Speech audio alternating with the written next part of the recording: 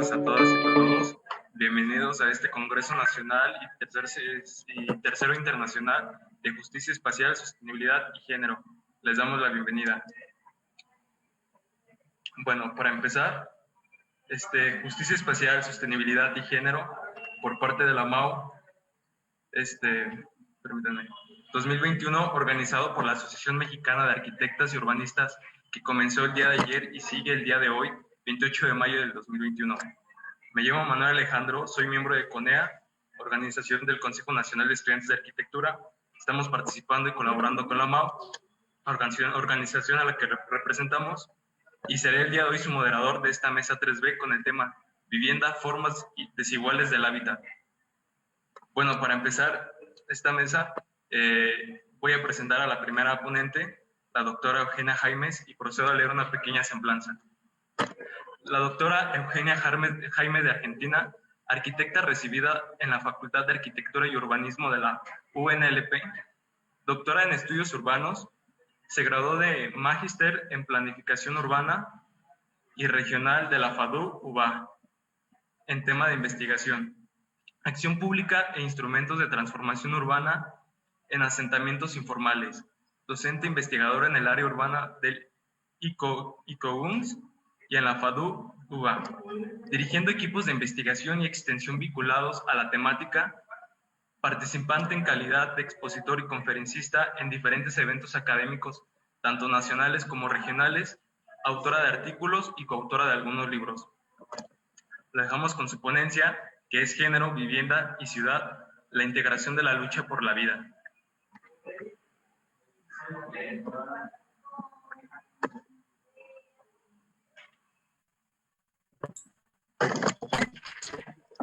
Hola, ¿qué tal? ¿Se escucha? ¿Sí? Adelante. Perfecto. Bueno, buenas tardes a todos y a todas. Primero que nada agradecerles por este espacio y por compartir a nivel regional los aprendizajes y las experiencias que nos dejan este trabajo de arquitecta y urbanista, tanto en términos académicos como también de alguna manera militante social trabajando en los barrios populares del área metropolitana de Buenos Aires. Y entonces voy a empezar mi exposición. La conflictividad se da por la precariedad habitacional, la falta de recursos, la angustia, la promiscuidad. Mucha gente en la misma vivienda mínima, factores de riesgo que dada la convivencia prolongada generan problemas. Hay casas que por el hacinamiento en el que conviven o bien por las condiciones de los servicios sanitarios no pueden dar respuesta. En el barrio tenemos muchas casas de alquileres, con baños en común y patios en común. Otra de las dificultades para cumplir la cuarentena, además de las viviendas, es la infraestructura del barrio. Cuando hay algún enfermo por tema de adicciones, se genera un conflicto. Es difícil compartir la convivencia, ya que se hacen frecuentes los episodios de violencia. El tema de violencia de género se acrecentó, tanto verbal como psicológica y física. Lo que se hace es acompañar a la víctima para hacer la denuncia. Hay números telefónicos para quienes reciben violencia. Pueden llamar y tener una contención acompañados por especialistas de provincia y nación. Un hombre hostigó a su pareja, le rompió las costillas y la boca. Desde la organización la asistimos y se consiguió una perimetral general. Y se lo expulsó del barrio. Estamos más protegidas las mujeres en ese sentido.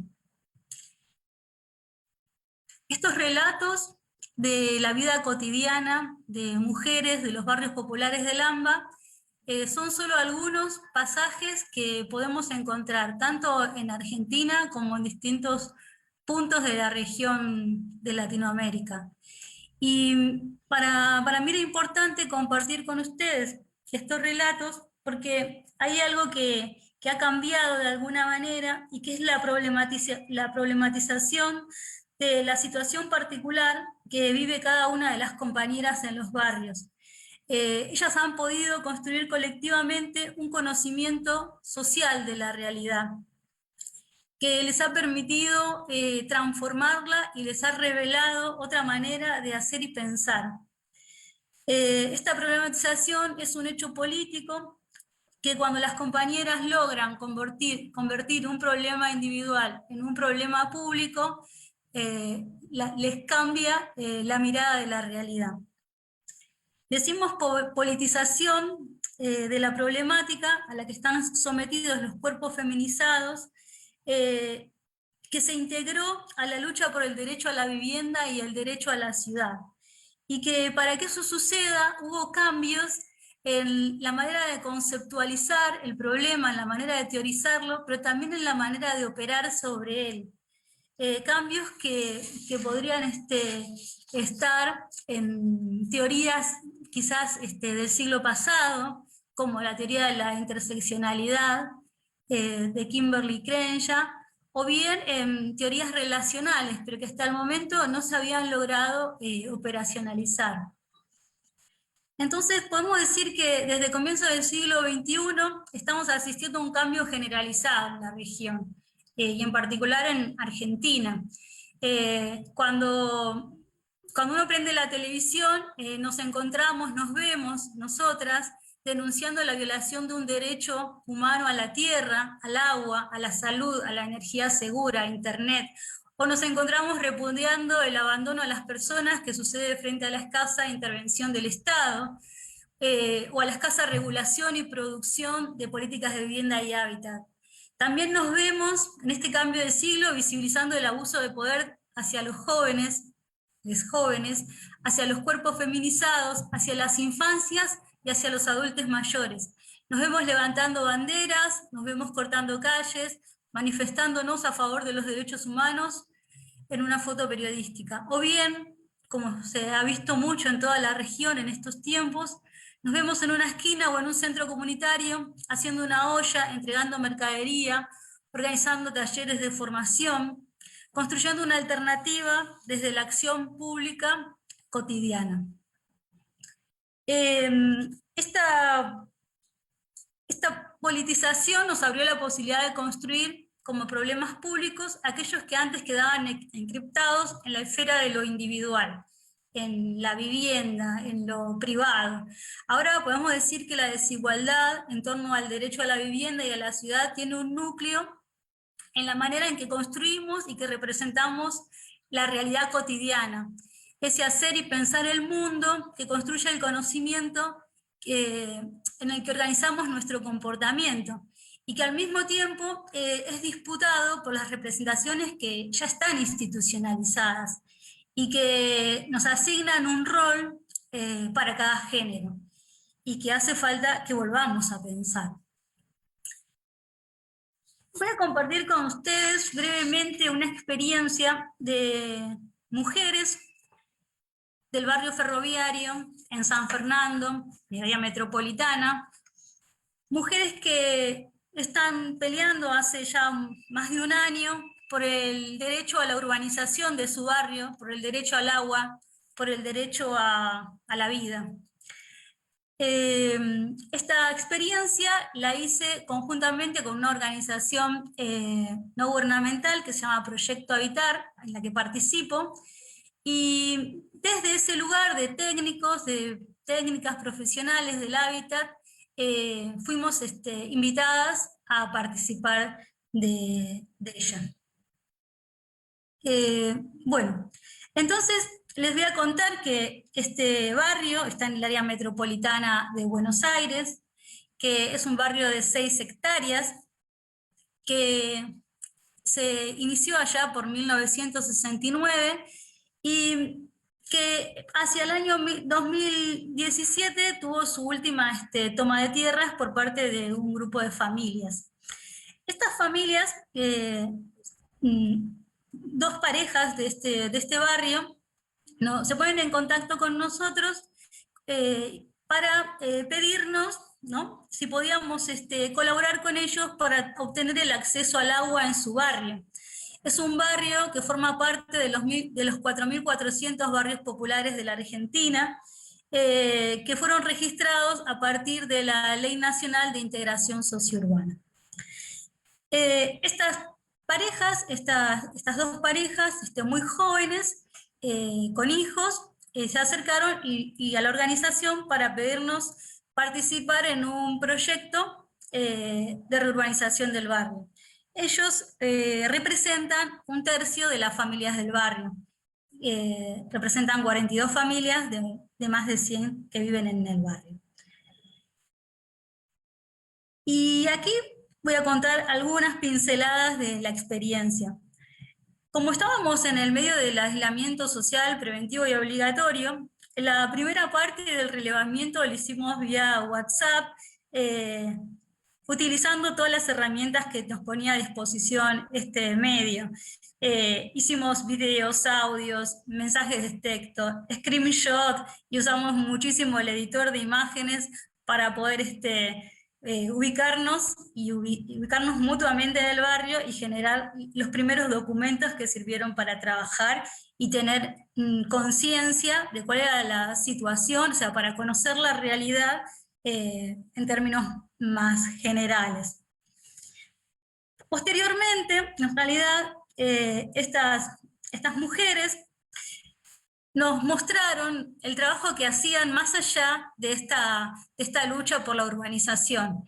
Eran mujeres que tenían, como la mayoría de las mujeres de todos los barrios, tenían una actitud colaborativa, solidaria. Ellas en realidad eran trabajadoras, eran mujeres trabajadoras que se nos presentaban como con muchísima generosidad frente a todas las tareas que se podían llevar adelante. Hasta aquí podemos identificar cómo estas mujeres se reconocían protagonistas del cambio. Y ellas en realidad lo que lograban era introducir su perspectiva, aportando mayor capacidad para el trabajo en red y para la distribución de tareas. Esa experiencia cotidiana de trabajo en el hábitat les daba esa capacidad. Por otra parte, el grupo se organizó para construir acuerdos con todos en el barrio. No había enemigos y había una fuerte sororidad, era lo que primaba, y la solidaridad. Este es un rasgo tremendamente del género femenino, ¿no? Y de los cuerpos feminizados. Cuando en un momento después, desde el colectivo de Proyecto Habitar, identificamos una división del trabajo en términos de género, y que esto producía relaciones de opresión, las mujeres en el barrio nos escucharon, lo tomaron y lo trabajaron muy bien para poderlo subsanar. Entre las otras tareas que hicieron, y ahí fue cuando nosotras tomamos conciencia del grado de apropiación que tenían del trabajo y la transformación que llevaban adelante sobre su rol, fue cuando empezamos a hacer un trabajo de relevamiento del barrio y de alguna manera a tomar nota de quiénes y cómo y de qué manera vivían. Ellas fueron más allá del grupo de referencia y relevaron más de 100 familias. Colocaron números, hicieron reuniones para tomar los DNI, para registrar a todas y a todos. Y posteriormente encontraron que otra de las acciones que podían llevar a cabo en este proceso de urbanización era ponerle nombre a las calles. Hicieron una votación para ponerle nombres, las acompañamos en el proceso desde la arquitectura, en el proceso de la elaboración de la cartelería. Propusimos para que pudieran tener una visión más ampliada en realidad del territorio, una maqueta.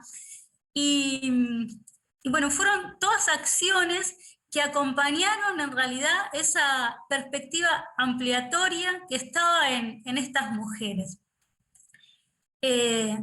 Algo muy relevante es el papel de una de las referentes, cuyo objetivo siempre era ir acompañada de otras mujeres. Nunca se presentaba sola, siempre trabajaba en red, todo el tiempo buscaba generar articulaciones, incluso con aquellos actores con los que más podría uno tener como rispideces, como miembros del Arquitecta, sindicato. me quedan 5 minutos.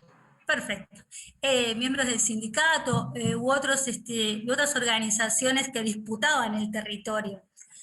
Al punto de que algo que nos pareció muy relevante para contar aquí es que cuando les propusimos participar de un evento metropolitano y aparecer en las cámaras, ellas lo hicieron con muchísima capacidad, con muchísima soltura, mostraron su barrio, defendieron sus derechos, citaban las leyes que correspondían, que eran violadas a diario en su territorio. Y por otra parte, ya más como una tarea que hicimos desde Proyecto Habitar, acompañando esta territorialización, esta capacidad de construcción cotidiana del espacio, colaboramos en la mejora del espacio público, en la producción de una red de agua, y actualmente estamos realizando unas jornadas de capacitación en las que de las conversaciones que van surgiendo en la mesa de urbanización, que también es otra propuesta que realizaron las y los compañeros del barrio, se van generando temas que les interesa conocer, que van más allá de lo que la práctica les solicita. Y esta ampliación en la mirada es de las cuestiones que nosotros entendemos que son propias de esta perspectiva. Entonces, ¿quiénes son y quiénes somos aquí y ahora? ¿Qué nos hace encontrarnos? ¿Qué nos ha permitido salir del reclamo? Entonces, ya esto cerrando, como me pedía el compañero, somos mujeres reunidas frente a las adversidades, que desarrollamos una experiencia que nos permite vernos en cada una en la otra, y así conocer la realidad y transformarla conjuntamente. Que nos encontramos compartiendo la experiencia de transformar la realidad de la vida cotidiana codo a codo, accionando y pensando. Reconociendo esta experiencia, que esta experiencia es trabajo, que es trabajo no remunerado, que se trata de la capacidad que tenemos todas y todos para adaptarnos activamente a la realidad, que nos duele oírnos, que nos alegra, que nos fortalece, y que construimos la realidad social, y todas somos una y cada una es todas, como dice nos tocan a una y tocan a todas, así dice uno de los de una de las frases que utilizamos acá en Argentina, que cada paso nos da mayor seguridad, y esta práctica se está haciendo habitual.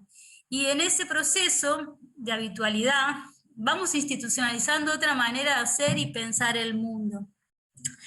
En el horizonte aparecen nuevos intereses y partes del mundo que estaban vedados para muchas, y que trascienden los ámbitos los que habitualmente operábamos, empiezan a estar cerca y próximos. Y por último, no puedo pasar. Sí. Los intereses.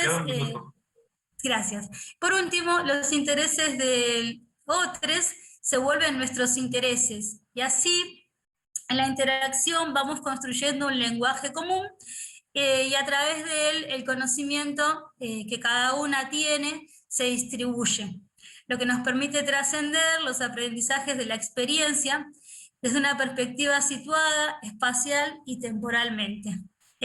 Bueno, eso es todo. Muchas gracias.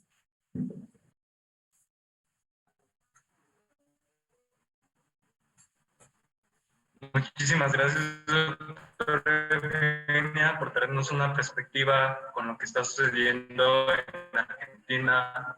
Entonces, para seguir con nuestra mesa de diálogo de este 7º Congreso, con el tema justicia espacial, sostenibilidad y género, Procedo con nuestra siguiente ponente, la maestra Juana Inés Jiménez Perdomo. Estudió en la Universidad Iberoamericana en la licenciatura en Relaciones Internacionales, especialización en Economía Internacional y una maestría en Derechos Humanos en el 2000. Estudió en la Universidad de Phoenix, Master in Business Administration, del 2007 al 2008. Estuvo en Secretaría de Educación Pública, en la licenciatura de Derecho, en la Universidad de Anáhuac de México Norte, con especialidad y maestría en Derecho Militar, USAID Abad Rolli y Segov, formador en técnicas básicas del litigio oral penal, en la Corte Interamericana de Derechos Humanos, COID, y Comisión Nacional de los Derechos Humanos, CNDH, certificación sobre promoción y defensa Inés, con su tema La vivienda urbana y periurbana, formas desiguales del hábitat. Tiene la palabra. Muchas gracias por la presentación, gracias por la invitación. Comenzamos desde el punto de vista de los derechos humanos. ¿Por qué hablamos de la diferencia en la vivienda? Y entendiendo el hábitat como los conjuntos de factores físicos y geográficos que inciden en el desarrollo del individuo y por lo tanto las formas desiguales del hábitat que encontramos tanto en la vivienda urbana como periurbana, y en que no nos hemos podido poner de acuerdo en qué consiste una vivienda adecuada y una vivienda digna para absolutamente todas las personas, es la que hace que no se nos garanticen nuestros derechos humanos. Y en sí también cuando hablamos de derecho a la ciudad y la garantía del objetivo de desarrollo sostenible número 11, que habla de convertir las ciudades y los asentamientos suburbanos en inclusivos, seguros, resilientes y sostenibles, todavía sea una tarea pendiente. Entonces, si hablamos de la vivienda es un derecho humano fundamental que está establecido en el marco normativo del derecho internacional de los derechos humanos y también está garantizado en nuestra Constitución Federal en el artículo 4. Entonces, donde se establece que toda familia tiene derecho a disfrutar de una vivienda digna y decorosa, pero no nos hemos puesto de acuerdo qué es una vivienda digna y decorosa.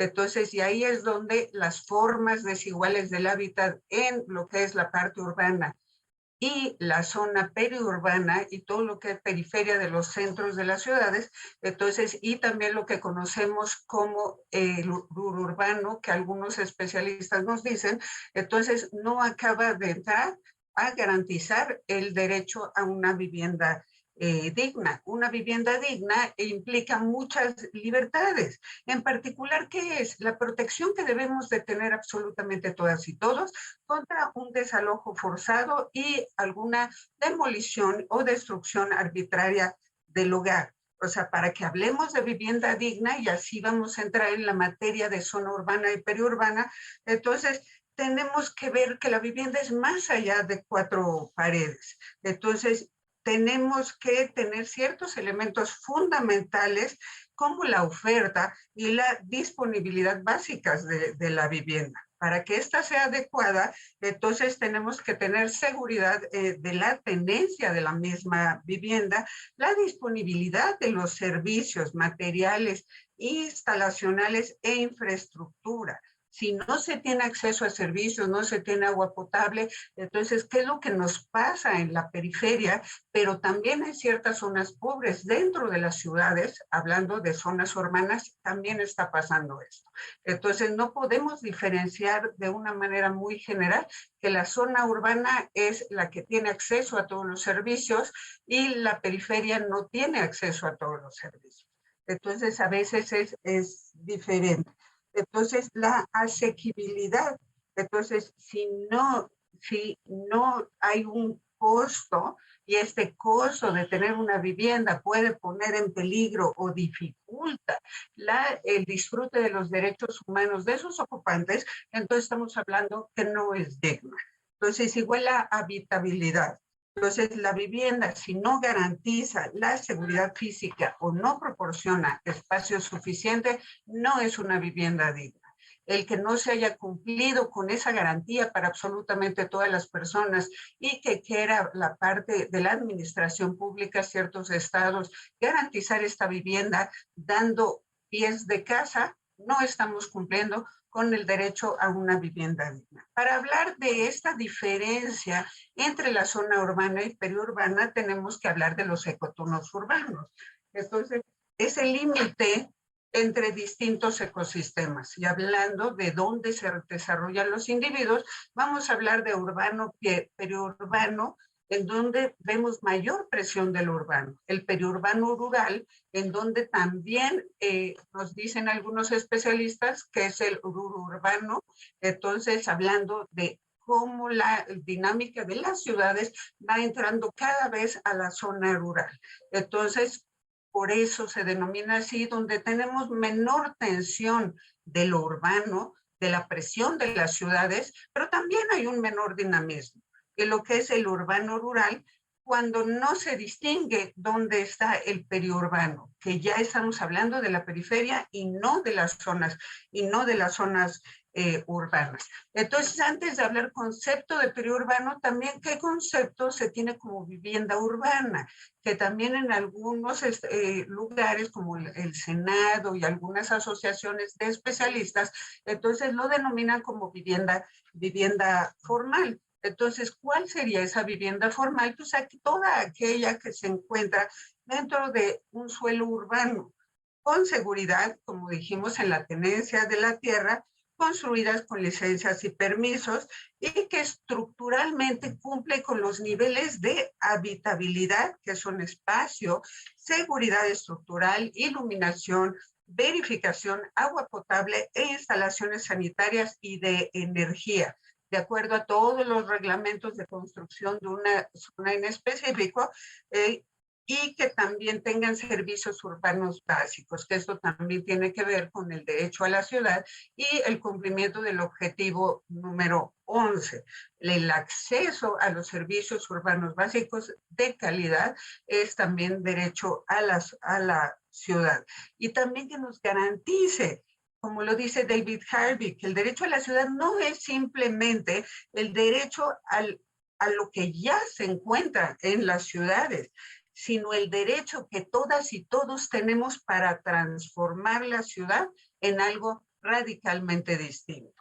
Entonces, en esta vivienda urbana o vivienda formal, pues sería toda aquella que está construida en un entorno urbano habitable, que tiene equipamiento urbano, que tiene accesibilidad para la educación, los servicios de salud, el comercio, la recreación y el trabajo.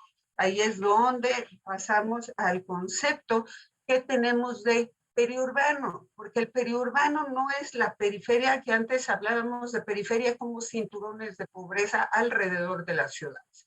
En muchas ciudades en el mundo lo vemos igual en México, entonces donde se empiezan a ir a la periferia, entonces construcciones habitacionales para personas de alto poder adquisitivo. Pero, por ejemplo, vemos en la zona de Santa Fe, entonces tenemos dos realidades diferentes en el pueblo de Santa Fe y también en toda la zona habitacional de Santa Fe, que está más allá del centro comercial de Santa Fe, que es una zonas de alto poder adquisitivo, pero ahí tenemos un problema, porque si bien son zonas de alto poder adquisitivo, con seguridad, construidas, con una zona habitable bastante cómoda, no se tiene acceso, que sí lo tiene el pueblo de Santa Fe, a servicios de agua potable de manera constante. Entonces, ese es un problema que tenemos en cómo fue construida esa zona. Entonces, sí es la parte del periurbano, entonces nos modifica la zona de contacto entre los ámbitos que tradicionalmente los considerábamos como opuestos, que era la zona rural y la zona urbana. Entonces, por lo tanto, aquí también nos apoya a muchos desarrollos, pero también restringe ciertos accesos. Entonces, como lo veíamos, tenemos dos polos opuestos en lo que es el periurbano y sobre todo en lo que conocemos como el periurbano latinoamericano. Entonces, y en la zona específica, o sea, de las zonas periurbanas de alto poder adquisitivo y algunas, pues tenemos ciertas características que las de cinturones de pobreza no tienen. Entonces tenemos una posibilidad de reserva de zonas verdes que hemos perdido en la parte urbana. Entonces la residencia también con un suelo más accesible, espacios abiertos, pero también presentan un problema. Entonces, el periurbano acentúa la dinámica urbana a través de la facilidad de adquisición de suelos a bajo costo con menos regulación y vigilancia. Entonces, aquí, ¿a qué colabora? A la rapidez en la cual se van transformando esta multiplicidad de problemas y a que los gobiernos no regulen esa zona. ¿Qué es lo que nos pasa en la zona, por ejemplo, de la periferia de Toluca, en donde ya estamos en la parte rural? Entonces se van adquiriendo zonas que eran ejidales, con derechos agrarios que nunca se desvinculan del núcleo agrario. Y ustedes saben que, de acuerdo a la ley, entonces nos va a tener problemas y al rato van a tener que desalojar o van a tener un problema ante la Procuraduría Agraria que ya no tienen, que no tienen en Maestra, otras le quedan zonas. 5 minutos. Sí, claro. Entonces, igual tenemos zonas recreativas y de ocio, la absorción de excedentes, el residencial del periurbano, pues aquí tiene más baja densidad que tenemos en las zonas urbanas. Entonces, ¿qué es lo que estamos viendo en estas zonas del periurbano? Entonces, que las ciudades están creciendo sin control. No tenemos, por lo menos en muchos lugares, países de la región, en Latinoamérica y por lo menos en lo que es centro y sureste del país, no tenemos planes de desarrollo urbano, se ha crecido sin control, se ha exagerado en la construcción de viviendas sin los estándares mínimos para que las personas puedan tener una mayor calidad de vida, puedan convivir con el ambiente y puedan garantizar el disfrute de todos sus derechos humanos. Nunca se pensó que las ciudades podían albergar poblaciones tan grandes. No hubo una planificación, lo cual da origen a este crecimiento del periurbano con todas las problemáticas que implica. Aquí necesitamos pensar diferente, pensar en que no necesitamos ciudades difusas. Necesitamos ciudades ordenadas y abonar a una ciudad compactada que pueda estar mejor conectada y que garantice el acceso al derecho a la ciudad de absolutamente todas las personas que ahí residen o que transitan, porque una ciudad no solamente tiene población que reside, sino población flotante. Entonces, hablamos de dinamismo, hablamos de qué es lo que necesitamos realizar, procesos periurbanos, ya tenemos el periurbano, qué es lo que debemos abonar, adecuar nuestras políticas públicas con perspectiva en derechos humanos para que estos procesos periurbanos no sean procesos de desequilibrios territoriales, de desequilibrios sociales, ambientales y sobre todo de pobreza, que no garantice el derecho a la ciudad, que no nos ayude a garantizar el derecho, bueno, el objetivo de desarrollo sostenible, número 11, que como bien lo hablaron, los objetivos de desarrollo sostenible de la Agenda 2030, igual que los derechos humanos, son interdependientes. No podemos entender el cumplimiento de uno sin el cumplimiento del otro. Evitemos situaciones desfavorables en espacios de pobreza que se representan en áreas socialmente excluidas, es donde se encuentra la población pobre en los centros urbanos. Si no abonamos a una igualdad en el hábitat para todas las personas, a garantizar una vivienda digna, no estaríamos avanzando y no estaríamos cumpliendo con los objetivos que nos hemos planteado en la Agenda 2030, que sería el no dejar a nadie atrás. Muchísimas gracias por la oportunidad. Que tengan una excelente tarde. Al contrario, muchísimas gracias, maestra Juan Inés, por su ponencia, La vivienda urbana y periurbana. Bueno, antes de seguir con la tercera ponente, a nuestro público que nos sigue en redes sociales, la palabra clave de asistencia de esta sesión es derecho. Entonces, para volverles a recordar cuál es la palabra de asistencia, es derecho. Entonces, una vez que tengan la palabra clave, la pueden escribir, la pueden apuntar. Procedemos con nuestra siguiente ponente, la doctora Elvira Maricote Panza, arquitecta por el Instituto Tecnológico y de Estudios Superiores de Monterrey, maestra en arquitectura por la Universidad Nacional Autónoma de México y doctora en arquitectura por la Universidad de Colima. Es doctora en arquitectura, profesora investigadora de tiempo completo en la Universidad Autónoma de Ciudad Juárez. Coordinó la maestría en planificación y desarrollo urbano del 2001 al 2012 y desarrolló el cargo de jefa del Departamento de Arquitectura de 2012 al 2018 en la misma institución. En el 2009 obtuvo el primer lugar del Premio Iberoamericano de Tesis de Investigación sobre Vivienda, convocado por la Infonavit Redalic, y en 2015 el Premio de Ciencia e Innovación en el estado de Chihuahua. Actualmente es directora regional en el Laboratorio Nacional de Vivienda y Comunidades Sustentables de CONACYT. Bueno, para seguir con esta ponencia, trae el tema Vidas Veladas, las huellas en las políticas de vivienda en las ciudades mexicanas, Ciudad Juárez, Chihuahua. Le cedo la palabra, arquitecta. Sí, muchísimas gracias.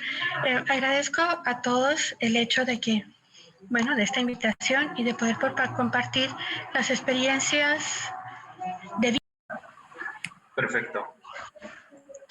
Bueno, en lo que arreglamos este pequeño problema técnico, les presento a la cuarta ponente, la arquitecta Vania Itsumi Catalán Pérez. Es arquitecta por la Universidad Nacional Autónoma de México, becaria del programa de estudiantes del Instituto de Ingeniería de la UNAM en la Coordinación de Ingeniería Sismológica, directora de Recursos Humanos del Consejo Nacional de Estudiantes de Arquitectura, Coordinación Ciudad de México, directora fundadora de Catalán Arquitectos, socia activa de la Asociación Mexicana de Arquitectas y Urbanistas AMAO, de enero del 2019 a enero del 2021. Fue asistente académica de la Facultad de Arquitectura de la UNAM, fue en asignaturas del área de tecnología. Anualmente coordina el enlace del universitario e invitados VIP para el Festival de Arquitectura y Ciudad Mextrópoli, que organiza Arquine. Bueno, para dejarlas con la arquitecta, los dejo con ella. Su tema es la pérdida del hogar como consecuencia de un sismo, el impacto de las mujeres, los niños y las personas en situación de vulnerabilidad. Arquitecta, tiene la palabra. Muchísimas gracias, Manuel. Bueno, les quiero compartir un poco sobre la investigación que estoy desarrollando actualmente en el Instituto de Ingeniería de la UNAM, que habla sobre la relación que tiene la ocurrencia de un sismo con la concepción de los derechos humanos y el impacto que ha generado en los grupos que tienen situación de vulnerabilidad, principalmente en este caso las mujeres, los niños y las personas con alguna discapacidad.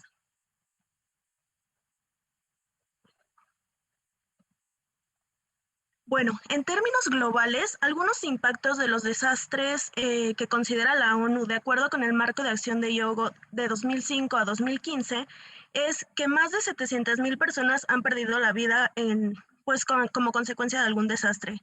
En cuanto a las pérdidas económicas, se tienen alrededor de 1.3 billones de dólares. Se tienen registros de más de 1.4 millones de personas que han sufrido alguna herida como consecuencia de estos desastres. Tenemos que más de 1.500 millones de personas se han visto perjudicadas por algún tipo de desastre, ya sea natural o provocado. Además de esto, y como puntualmente, tenemos que 23 millones de personas se han quedado sin hogar durante en este lapso de 10 años. Adicionalmente, entre 2008 y 2012 tenemos 144 millones de personas desplazadas por desastres. Particularmente observamos que, como lo mencionó el marco de Yogo, la población mayormente afectada desproporcionalmente son las mujeres, los niños y personas en situación de vulnerabilidad. Estamos estudiando el por qué, por qué está pasando esto, cómo se está dando este fenómeno. Y encontramos una respuesta que tenemos que observamos un poder de lo masculino sobre lo femenino. Es decir, esto se determina mediante normas, prácticas y conductas en la sociedad que exponen de modo diferencial a mujeres y niños y personas con enfermedades, discapacidades, y esto se observa en el acceso a servicios de salud y la participación en la investigación. En general, en los sismos en lo que va del siglo, a pesar de que no son los eventos que afectan a la mayor cantidad de personas, sí son los que más matan gente.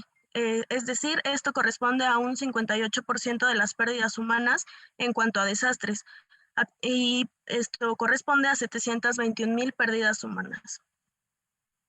Particularmente, y ya yéndonos un poco más hacia la parte que observamos en la Ciudad de México, tenemos que en el sismo de 2017, algunos de los datos importantes que tenemos registrados es que, bueno, fue un sismo que ocurrió a las 13:14:40 hora local con una magnitud de 8.1. Tenemos 228 pérdidas humanas para la Ciudad de México, de las cuales, y nos llama la atención, 90 fueron hombres, esto es un 39.5%, y de estos hombres tenemos a 72 adultos y 18 menores de edad. A diferencia de lo que representó en porcentaje para las mujeres, que fue un 60.5%. Esto es 138 mujeres, 122 personas adultas y 16 menores. Esto significa que tenemos una razón de hombres a mujeres de 0.652. Particularmente se observa que podría ser un motivo de que las mujeres hayan fallecido más, debido a que tenemos más población femenina en la ciudad que masculina. Pero, de acuerdo con algunos estudios que se han realizado, es estadísticamente altamente improbable que sea ese el factor de por qué hay más porcentaje de mujeres fallecidas. Además, es súper importante mencionar que el mayor porcentaje que registraron algún tipo de daños en el sismo de 2017 eran los destinados a vivienda. Entonces se observa que ahí tenemos una relación importante en cuanto a la mortalidad y el tipo de edificios que presentaron daños. En 2017, particularmente en los edificios de vivienda, en el sismo de 2017 se presentaron 7,766 casos de viviendas, de los cuales 370 edificios correspondían a multifamiliares. Actualmente se tiene registro de que se han concluido con los proyectos de rehabilitación o reconstrucción menos del 30%, dejando esto a más del 70% de la población afectada en alguna situación de vulnerabilidad o de no poder rehabilitar su vivienda. En el sismo de 1985 se tienen registros de que los edificios colapsados correspondían al 55.1% del tipo de edificios que pues colapsaron. En el sismo de 2017 se tiene que los destinados a vivienda representan más del 70% de los casos. Y en las muertes registradas corresponden al 43.4% las registradas en edificios de vivienda.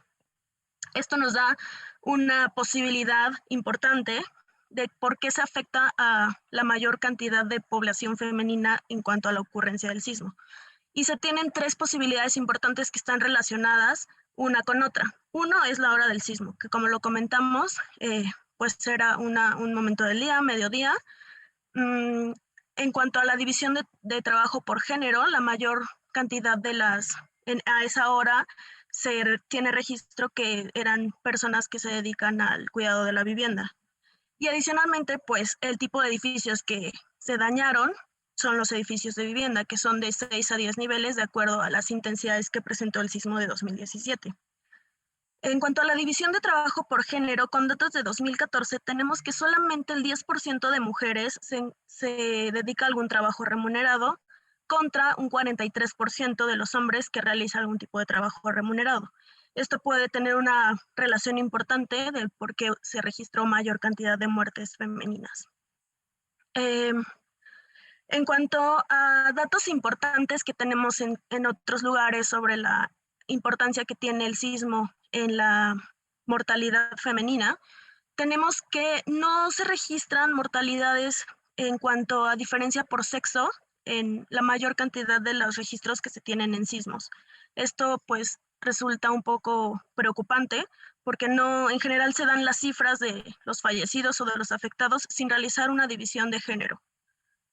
Esto regularmente se adjudica a que a los hombres se les adjudican los trabajos pues remunerados y no se menciona qué está pasando con la parte de las mujeres.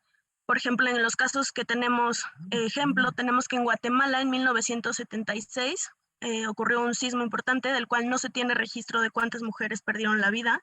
Lo mismo que pasa en el sismo de 1985 en México. De por sí no se tiene una cifra oficial y pues obviamente mucho menos qué pasó con las mujeres en ese momento.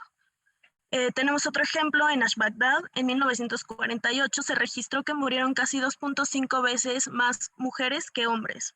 En el sismo de Manila, en 1990, se tiene registro de que el 55% de las muertes fueron mujeres. En el sismo de Kobe, en el 95, se tiene que el 59% de las víctimas fueron mujeres. Y como factores de riesgo hemos observado que, como ya lo mencionamos antes, se involucra muchísimo el lugar y qué se estaba haciendo al momento del sismo. Este es un caso importante. Durante el sismo de Cachemira, mujeres que estaban encerradas no tuvieron oportunidad de escapar. Además, los sitios donde se practica más la purda tuvieron una mortalidad aún mayor de mujeres respecto a hombres. La purda consiste en una práctica cultural musulmana que consiste en ocultar a las mujeres de los hombres que no sean sus parientes directos. Entonces, las mujeres en ese lugar pues no pudieron evacuar sus viviendas y pues como consecuencia se registraron múltiples muertes femeninas. Ya un poco para comenzar a cerrar, estamos encontrando que dentro de los factores asociados a la vulnerabilidad frente a sismos, observamos prácticas culturales en la sociedad, poca claridad de las cifras oficiales, poca socialización de la información, nula cultura de la prevención, falta de perspectiva de género en protocolos sísmicos, problemas de movilidad en personas con discapacidad y políticas públicas poco eficientes y sin perspectiva de género ante grupos vulnerables.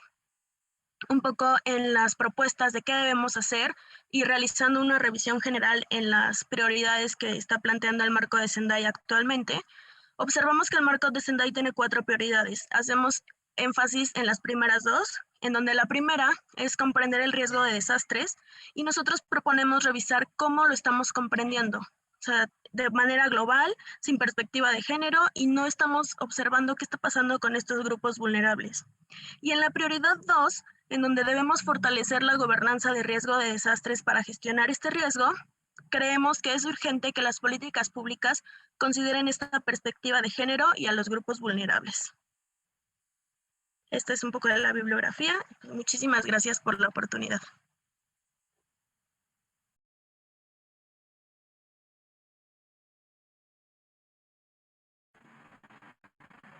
Muchas gracias, arquitecta Vania. Muy interesante su investigación, sobre todo los temas de Ciudad de México.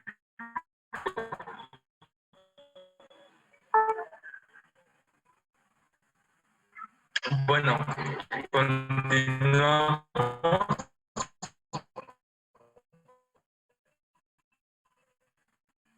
con la siguiente ponencia a cargo de la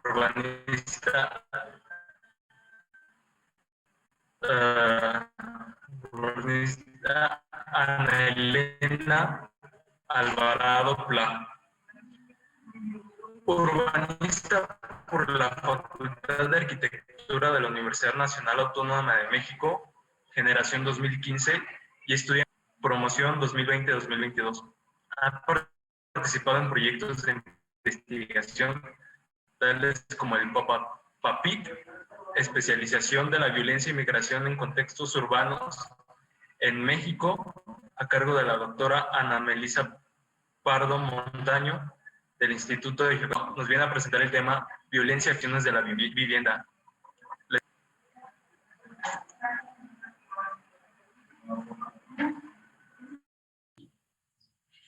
Hola, ¿qué tal? Buenas tardes, ¿me escuchan? Sí, se escucha. Ah, perfecto. Bueno, pues muchas gracias, antes que nada. Gracias por permitirme estar en este espacio y pues gracias a las ponentes que han podido compartir con nosotros hasta el momento. Han estado muy interesantes. Y bueno, un poco siguiendo en en la temática que ya se ha planteado, ¿no? Que es la de la mesa y que tiene que ver bastante con las cuestiones de habitabilidad y con esta cuestión que incluso está explícita en el nombre del Congreso en el que estamos participando, que tiene que ver con justicia espacial y con cuestiones de género, que también creo que es una parte muy importante que tendríamos que rescatar, no solo para este Congreso, sino para trabajos futuros, ¿no? De todas y todos nosotros, incluso para los que están viendo esto. Pues nada, yo soy Ana y les voy a hablar un poco sobre las relaciones que he encontrado que existen entre la prevalencia, severidad e incidencia de la violencia física, en concreto en el ámbito familiar, y cómo estas expresiones de violencia suelen estar vinculadas con las condiciones de la vivienda misma, ¿no? Es decir, que de alguna manera sí están reproduciendo algunas cuestiones de desigualdad social y espacial, ¿no? Entonces, un poco a manera de introducción, creo que sería interesante e importante también contextualizar por qué estudiar la violencia física pues en el ámbito intrafamiliar, ¿no? Ahora, es cierto que el estudio de la violencia intrafamiliar y de la violencia en general como concepto no es nada nuevo, ¿no? Se ha estudiado desde hace varias décadas, ¿no? Pero algunos de los principales trabajos que se han hecho, ¿no? Como por ejemplo el de Murray Strauss en 1979, que buscaba analizar también y empezar a generar algunos mecanismos para poder medir cómo es que se reproducía la violencia, en realidad se abocaba nada más como este aspecto social, pero también lo entendían un poco como algo inherentemente de los individuos, ¿no? Es decir, algo que ya teníamos internalizado y entonces los conflictos, y en este caso la expresión de la violencia ya puntualmente, resultaban como una forma práctica, digamos, de poder resolver esta clase de conflictos, ¿no? En diferentes momentos y en diferentes escalas, pero no consideraba mucho qué es el resto de cosas que hay en nuestro alrededor que pueden influir en que se den esta clase de conflictos, ¿no? Es decir, nada más lo veía en función de las relaciones sociales, pero no de qué otros condicionantes, en particular del entorno, ¿no? Incluso del entorno urbano ya de manera más específica, podían influir en esta clase de comportamientos violentos. Ahora, teniendo esto en mente, ¿no? O sea, teniendo en mente que puede haber un componente espacial que modifique nuestros comportamientos, y creo que lo hemos visto, por ejemplo, está este marco del CEPTED sobre cómo es que algunas condiciones del entorno pueden favorecer o no a la inseguridad y cómo a partir del diseño urbano podemos ir cambiando ciertos patrones. Creo que también habría que pensar que la violencia, así en general, en realidad puede tener diferentes determinantes y diferentes particularidades, ¿no? Es decir, no es lo mismo el tipo de violencia que se ejerce en la vía pública que la que ocurre en el espacio privado. Y creo que esto es muy importante de tener en consideración, sobre todo a partir de la dimensión de género, porque históricamente, ¿no? Nosotros como sociedad hemos ido reproduciendo esta desigualdad de quién participa y quién conforma el espacio privado y quién el espacio público, ¿no? Entonces, esto empieza a permear y empieza a modificar el tipo de relaciones que establecemos entre hombres y mujeres, ¿no? Y pues históricamente las mujeres han quedado relegadas al ámbito privado, ¿no? Mientras que los hombres pues han participado más del ámbito público. Y creo que esto es importante tenerlo en consideración, porque también no solo ha moldeado las relaciones pues desiguales y asimétricas entre hombres y mujeres, sino que también ha ido moldeando las formas en las que nos podemos apropiar del espacio, pero también la forma en la que concebimos los lugares y de manera más concreta las viviendas, ¿no? Ahora bien, aunque la violencia puede ser estudiada de manera general, también hay tipos muy particulares de violencia, ¿no? Está la violencia emocional o la violencia psicológica, está la violencia de carácter sexual, está la violencia física, está la violencia patrimonial, por ejemplo. Entonces hay muchísimas dimensiones y muchísimos tipos de violencia y eso también hay que tenerlo muy presente. Yo en concreto en esta presentación y en este trabajo lo que busqué hacer fue nada más analizar la severidad de la violencia física hacia las mujeres en el entorno intrafamiliar, ¿no? Es decir, aquel que se reproduce entre las personas que cohabitan, ¿no? Y que comparten un lugar en común, que tienen algún tipo de relación de parentesco y que viven en un mismo espacio, ¿no? Denominado como vivienda. Ahora bien, pues ya había tratado ya les había mencionado un poco de Strauss, ¿no? Un poco esta perspectiva más sociológica sobre por qué se dan estos aspectos violentos o de confrontación o de conflicto, pero en años más recientes, en particular desde 2011, Víctor Corral y sus colaboradores empezaron a tomar en cuenta esto que también ya les había mencionado un poco, de cómo es que el entorno puede incidir en los comportamientos de las personas. Es decir, empezaron a tener en cuenta un componente un poco más ambiental y cómo el ambiente puede afectar en el comportamiento, bueno, en la psique, ¿no? En lo que pensamos y en cómo percibimos el mundo y cómo actuamos en consecuencia. Esto no es nuevo, pero sí lo llevaron propiamente, así particularmente, a cómo el aspecto psicoambiental podía traducirse en cuestiones de violencia física, ¿no? En particular hacia las mujeres. Y entonces desarrollaron un par de trabajos de campo, puntualmente en la ciudad de Hermosillo, Sonora, y encontraron que sí había algunas relaciones ahí, ¿no? Es decir, que las condiciones de vivienda sí incidían, incidían en la severidad y en la ocurrencia de hechos violentos al interior del hogar, ¿no? Ahora bien, aunque ya se ve, ¿no? A partir de los trabajos de Corral y sus colaboradores, que sí existe un componente importante de cómo está conformado el entorno y cómo esto afecta en la clase de comportamientos que tenemos al interior de los hogares, creo que nosotros como disciplina, en particular yo desde el urbanismo, nos hemos quedado un poco rezagados para tratar de entender cómo es que justamente la forma en la que vamos construyendo la ciudad y la vamos reconstruyendo, no solo de forma física, sino incluso en el discurso, puede afectar en el comportamiento de las personas, ¿no? Entonces, creo que este debate tendría que ir mucho más allá del aspecto nada más sociológico y psicoambiental y tendría que empezar a debatirse y a tratarse desde el urbanismo y otras disciplinas afines, ¿no? Es decir, por ejemplo, ya veíamos la arquitectura, el derecho, ¿no? O sea, hay muchísimas vertientes que deberíamos empezar a debatir, bueno, ¿qué está pasando, no? O sea, ¿qué cosas influyen en nuestro comportamiento y cómo esto se va reproduciendo en las ciudades? Partiendo de lo anterior, a mí me surgió la pregunta, bueno, ¿en qué medida puede ser que justamente estas condiciones particulares de habitabilidad, en concreto las condiciones de hacinamiento, por ejemplo, pueden influir en la severidad de las conductas de violencia física dentro del hogar, ¿no? Un poco lo que planteaba Víctor Corral y sus colaboradores es que la influencia que existe entre las condiciones de la vivienda y la violencia sufrida al interior de estas pasa por un aspecto, digamos, mediador, que es el estrés psicológico, ¿no? Es decir, no es que yo cruce el umbral y a lo mejor llego a mi casa de piso de tierra y techo de lámina, estoy exagerando un poco, pero es para ejemplificar, y entonces al cruzar el umbral me dan ganas de golpear a todos mis familiares, ¿no? O sea, sino que empieza a haber algunos componentes intermedios que empiezan a generar, bueno, que yo no me sienta a gusto, que no esté viendo satisfechas mis necesidades, etcétera, etcétera, y entonces esto influye en los comportamientos futuros que puedo tener al interior del hogar, ¿no? Entonces, bueno, la hipótesis, un poco en función de esto que ya había planteado Víctor Corral, pues es que justamente las condiciones precarias de la vivienda sí influyen en el grado, ¿no? Y nivel de severidad que las mujeres en particular pueden experimentar dentro de sus hogares, ¿no? Aunque esto está medido por el estrés psicológico en función de lo que plantea Corral, lo que yo procuré hacer a continuación fue ver si sí había un efecto directo de las condiciones precarias de la vivienda en los comportamientos violentos de las personas. Ahora bien, para tratar de analizar esto, lo que yo hice fue utilizar una base de datos, que es una encuesta que se ha llevado a cabo desde el 2003 y se ha repetido en 2006, en 2011 y en 2016, que es la ENDIRE, que es la Encuesta Nacional de Relaciones en los Hogares, ¿no? Bueno, de la dinámica y las relaciones en los hogares. Y justamente el objetivo de esta encuesta es preguntarle particularmente a las mujeres sobre las experiencias violentas, bueno, a las mujeres de 15 años y más, de las experiencias violentas que han experimentado a lo largo de su vida en diferentes ámbitos, ¿no? Es decir, no solamente en el ámbito del hogar, sino también, por ejemplo, en las relaciones de familia, en las relaciones de pareja, en el ámbito escolar. Incluso creo que también hay algunas preguntas dedicadas al espacio público. Entonces, bueno, sí están muy abocadas, o sea, sí, a conocer particularmente cuál ha sido la experiencia de las mujeres con respecto a este tipo de violencias, ¿no? El levantamiento de esta encuesta, de los datos que yo utilicé, que son del ENDIRE más reciente, fueron del 3 de octubre al 18 de noviembre del año 2016. Si no estoy mal, ahorita está en progreso la ENDIRE 2021, entonces eventualmente sería interesante conocer los resultados más actuales, pero bueno, por lo pronto estos corresponden a los resultados del año 2016.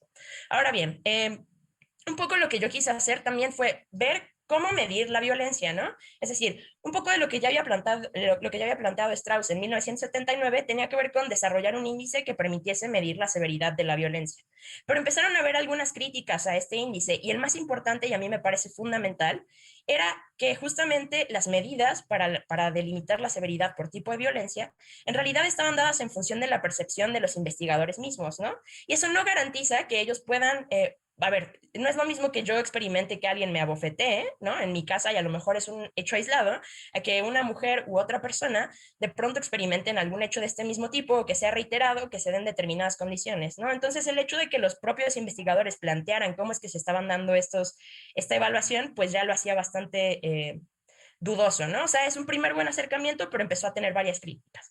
Entonces, en el año 2016, Rosario Valdés y sus colaboradoras generaron el índice de severidad de la violencia contra la pareja, justamente para ver cómo es que las mujeres sentían, ¿no? Cómo es que se daba esta victimización hacia las mujeres, en concreto en diferentes ámbitos de la violencia, ¿no? Hacia ellas. Y entonces lo que hicieron fue graduar la violencia, ¿no? Conocer su severidad en función del peso que ésta podía tener, dada por el daño físico que consiguieron un conjunto de mujeres que empezaron a evaluar, bueno, a ver, no sé, el abofeteo, a lo mejor yo le doy una puntuación de 2 sobre 10, ¿no? Pero a lo mejor a las patadas, pues sí les doy un 8, ¿no?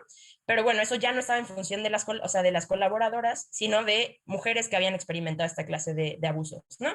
Y también qué daño físico, qué daño emocional podían haber sufrido en función de esto. Es decir, hay que reconocer Por que lo tanto, ser urbanista. De acuerdo, muchas gracias, me apuro un poco más. Existen daños diferenciados, ¿no? Es decir, ni todos lo experimentamos del mismo modo, ni tiene la misma, digamos, gravedad en términos físicos y emocionales, ¿no? También lo evaluaron en términos de la frecuencia. Y, pues bueno, a partir de eso crearon una escala de severidad que va de leve a severa, ¿no? Ahora bien, una de las cosas que también me interesaba conocer era el grado de hacinamiento, porque es como uno de los indicadores más claros, de acuerdo con Coneval, para medir la pobreza, pero también para evaluar la calidad de los espacios de la vivienda, ¿no? En particular, rescato dos variables de estas medidas de Coneval, que son el material de los pisos, techos y muros, pero también la condición de hacinamiento, que se define como el número de habitantes por dormitorio, ¿no? Eventualmente esto se puede traducir en medir el índice de calidad global de la vivienda, que serían como las viviendas sin hacinamiento, que son aquellas viviendas que tienen menos de 2.5 habitantes por dormitorio, hacinamiento moderado, que es de 2.5 a 4.9, si no me equivoco, y hacinamiento severo, que es de más de 5, ¿no? Ahora bien, los resultados generales del ENDIRE nos muestran que de un tamaño de muestra de 142.263 viviendas, con una tasa de respuesta del 78.15%, de viviendas levantadas, ¿no? Es decir, que fueron a entrevistar a viviendas en las 32 entidades federativas, 112.056 mujeres fueron las que reportaron finalmente, ¿no? Que sí levantaron la encuesta. Estas son las mujeres que corresponden a la tasa de respuesta. Y de todas esas, únicamente 14.388 respondieron que sí habían sufrido algún episodio de violencia física. Ojo, quiero que tomen en consideración que estas 14.388, aunque se vean poquitas, son mujeres de la muestra y solo están respondiendo a que sufrieron violencia física dentro de los hogares. O sea, no estoy haciendo menos la violencia física, esto es solo en términos de la muestra, ¿vale? Ahora, del total de viviendas que se visitaron, ¿no? Que sí se levantaron la información, 32.82% mostraron condiciones de hacinamiento, es decir, más de 2.5 habitantes por dormitorio, ¿no? Y dentro de este 32.82%, 27.94% mostraron condiciones de hacinamiento moderado y solo menos del 5% hacinamiento severo. De los tipos de violencia física que registra el ENDIRE, la más recurrente fue que fueran abofeteadas las mujeres. Si se dan cuenta, no hay una gran diferencia entre el tipo de hacinamiento, bueno, entre el grado de hacinamiento y el tipo de violencia ejercida, y la menos común fue arma de fuego, pero creo que es importante hacer notar que de cualquier manera sí hubo casos registrados de ataques de arma de fuego, ¿no? Ahora, para poder analizar el grado de correlación que existía entre la severidad física y algunas variables importantes, ¿no? Tanto con características propias de las mujeres como de la vivienda, lo que se optó por hacer fue un modelo de regresión simple. Lo que busca hacer el modelo de regresión, perdón, no simple, múltiple, es ver justamente cómo es que un conjunto de variables independientes permiten explicar y en qué grado, cómo es que la variable dependiente se modifica. En este caso, la variable dependiente fue la severidad de la violencia en función de la escala desarrollada por Valdés y sus colaboradoras, y las variables independientes pues fueron las que están enlistadas a continuación, ¿no? Que son material del piso, condiciones de hacinamiento, la edad de las mujeres, el nivel de escolaridad, si vivían o no con la pareja, y pues nada, eso, al final se tuvieron un total de 9.290 observaciones con las cuales se hizo el ejercicio de regresión, ¿no? Creo que aquí lo más importante de destacar es que la única variable de aquellas consideradas que no resultó estadísticamente significativa, es decir, que no me permite a mí explicar en términos estadísticos cómo es que se dan estos cambios en la severidad, fue que las mujeres vivieran con su pareja o no, ¿no? Pero el resto de variables sí tienen algún grado de significancia estadística, en particular lo que corresponde al material del piso, la edad, el nivel de escolaridad de las mujeres, ¿no? Y creo que es importante hacer notar que de estas tres que tienen la mayor significancia estadística, las tres tienen pues una asociación negativa, es decir, en la medida en la que mejora el material del piso, es decir, que no es piso de tierra, sino que es de cemento, y si no es de cemento, entonces que tiene algún tipo de recubrimiento, el grado de severidad de la violencia física en los hogares disminuye. Algo similar Un ocurre minuto. Gracias, sí. En la medida en la que aumenta el nivel de escolaridad y la edad, entonces va disminuyendo también la severidad. Lo contrario pasa con el grado de hacinamiento. Mientras más aumenta el grado de hacinamiento, mayor aumenta, o sea, hay un aumento significativo, bueno, no significativo, pero sí aumenta la severidad de la violencia. El problema es que este modelo apenas nos permite explicar, o sea, este conjunto de variables, de 5 variables, apenas nos permiten explicar en un 3.12% el cambio que existe en la severidad de la violencia física en los hogares. A partir de los resultados de la regresión, ¿qué podemos decir? Que sí existe correlación entre las variables seleccionadas para el modelo, que no fue un modelo súper saturado porque no se usaron todas las variables que se podían usar en Lendire, que el hacinamiento sí tiene peso, pero que no es la más importante en términos estadísticos para explicar la variabilidad en la severidad de la violencia, pero que se tiene que tomar en consideración y que esto podría responder justamente a que la severidad física se ve mediada por el estrés psicológico, es decir, que quizá esta cuestión de que no hay un efecto propiamente directo entre las condiciones de la vivienda y la severidad sí está modificando el grado de ajuste del modelo de regresión, ¿no?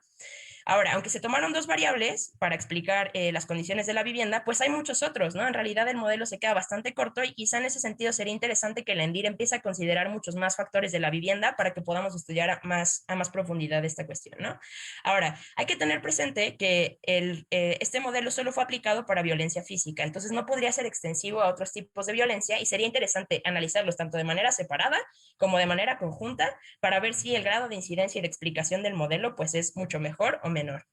Y por último, creo que es importante tener en consideración que pues el COVID, ¿no?, nos ha afectado a todos, tan es así que ahorita estamos teniendo este congreso de manera virtual, pero también nos ha hecho mucho más conscientes de que tenemos un hogar, de cómo, o sea, de las condiciones en las que puede darse, en las que hemos podido convivir con el hogar, ¿no? Creo que somos bastante más conscientes de la forma en la que habitamos y cuáles son las cosas que nos gustaría tener, cuáles son las necesidades que vemos satisfechas y cuáles no. Entonces creo que sería interesante conocer cómo fue que el COVID y en concreto la pandemia vino a trastocar las relaciones que se dan al interior de los hogares, ¿no? Y también las condiciones de habitabilidad en general.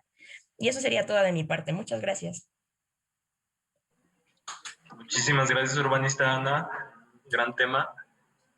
Y bueno, entonces para volver con nuestra siguiente ponencia, que quedó pendiente por problemas técnicos, volvemos con la doctora Elvira.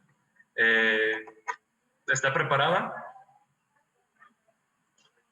Sí, perfecto. Entonces volvemos con este tema o con esta ponencia titulada Vidas veladas, las huellas de las políticas de vivienda en las ciudades mexicanas, Ciudad Juárez, Chihuahua. Le cedo la palabra, arquitecta.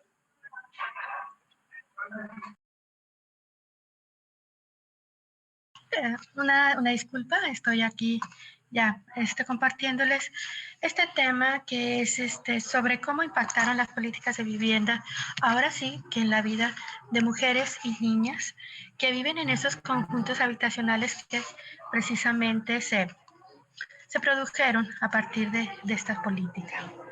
Bien, entonces les comparto una expresión de una jovencita de apenas unos 13 años. También la de la vez que pasó una troca. Iba caminando y luego se frenó donde yo me esperaba. Y luego salí corriendo. Luego le daba más recio y así. Me estaba asustando. No sabía si me quería levantar, la verdad, pero me estaba asustando y ya llegué a la secundaria. Y la vez que me asaltaron, como por aquí, y apuntaba a un lugar en un mapa. Sí, he pasado por muchas cosas. Esta es la experiencia de una mujer jefa de familia, dice, en donde dice, el sentimiento de temor de que algo les pase es una constante en la vida de estas mujeres. Esta mujer relataba que en más de una ocasión hubo una preocupación porque la violencia le arrebatara a sus hijos. Pero ¿cómo fue que pasó todo esto? Bueno, ya ahorita creo que se ha analizado mucho cuál fue lo que pasó con las políticas de vivienda que se implementaron a partir del 2001 y cómo impactó en el crecimiento y la dispersión de las ciudades. Por lo pronto, en Ciudad Juárez, en esos primeros 10 años del siglo XXI, se autorizaron por parte del municipio 175.145 unidades de vivienda que equivalían al 32% de las 489.825 que existieran. ¿Sí? Pero de esas viviendas que se edificaron, el 86.80 fue de tipo social.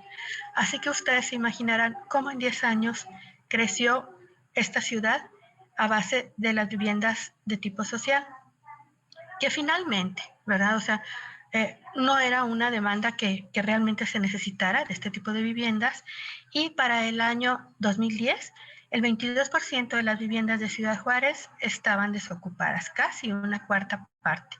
Pero en el área suroriente, que es el área de nuestro interés, la tasa de desocupación era el 33%. Perdón que la interrumpa, pero si ¿sí? Quiere que le cambiemos a la diapositiva, nos avisa, por favor. Sí, yo la estoy compartiendo. Creo que estoy en eso o no. Creo que, a ver, déjame pensar. Ah, perfecto, ya, ahora sí se ve. ¿Sí? Bien. Entonces, bien, quedamos en que el 33% de las viviendas que se edificaron en Ciudad Juárez, en el área del suroriente, el 33% estaba desocupada en el 2010. Ahora, en el año 2020, este registro alcanza la mitad. O sea, en vez de 111,000 viviendas que estaban desocupadas, actualmente INEGI registró 55,000. Sin embargo, vamos a ver un poco más adelante que en muy buena cantidad todas estas son invadidas, que es otro problema muy grave de resolver. Bien, aquí un poco los voy a ubicar en lo que es Ciudad Juárez. Tenemos la frontera con Estados Unidos. Pongo un eje porque en la parte inferior del eje de la imagen derecha, en los polígonos que están marcados con morado, son aquellos que fueron los edificados en este periodo, 2001 al 2010, y hacia el norte es también esos mismos polígonos, pero ustedes ven algunos polígonos en color naranja y otros en color verde. Los polígonos en color naranja son vivienda de tipo medio, y los verdes son son vivienda residencial. Como ustedes pueden ver, Ciudad Juárez es una ciudad altamente segregada. Desde los planes de desarrollo se dice dónde va a estar ubicada la vivienda de tipo social, simplemente por la densidad habitacional que se requiere. A mano izquierda, estoy colocando el mismo eje sobre lo que es la mancha urbana, y aquí vamos a estar señalando el nivel de bienestar del municipio de Juárez.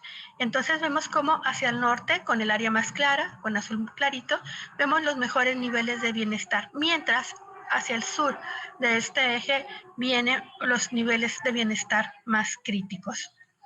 Bueno, ¿y cómo se manifiesta? Se manifiesta en los espacios simplemente, ¿verdad?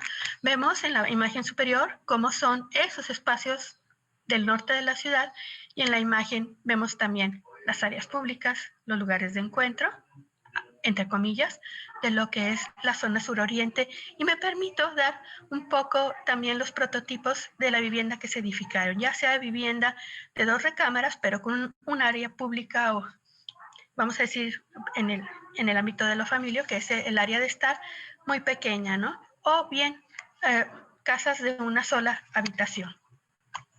Hablando de justicia espacial, y me refería también con las imágenes anteriores, hay un autor que menciona que la sociedad debería de tratar igualmente a todos los que se lo merecen.